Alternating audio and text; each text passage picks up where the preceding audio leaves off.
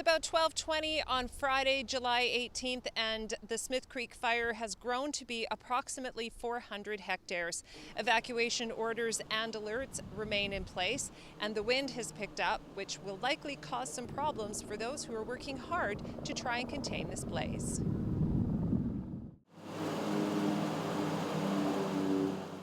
To this point, there have been 1,100 homes and 2,500 people evacuated because of the Smith Creek fire, which on Thursday, when it started, was a wind-driven fire. It moved very quickly, partially due to all-weather conditions, low relative humidity, high temperatures, and strong winds.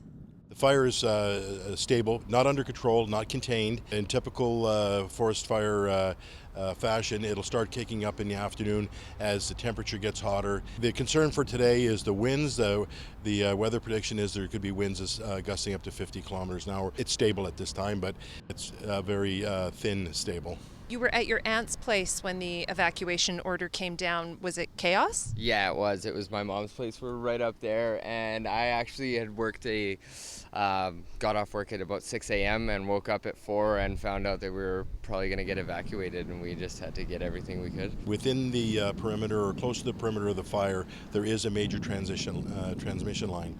So as part of our planning and our risk assessment is to plan around that, and part of the media releases that we provided was to inform the public on what to do in the case of a power outage and an evacuation, which could be hand in glove. The last word I got was about a 100-meter transition between the power line and the leading edge of the fire in that particular area, and so far things are going well and we don't see any power outage. I'm not ruling out the potential that it will happen.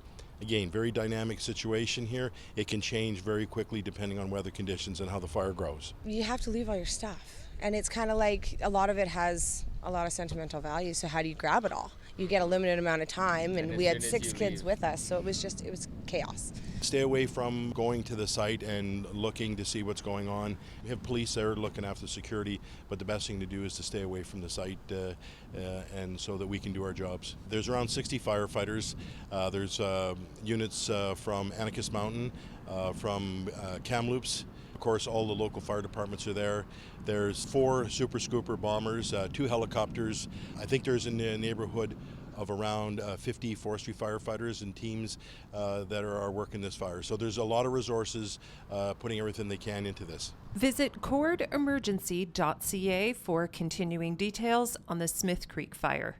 From West Kelowna for Shaw, I'm Tamie Williams.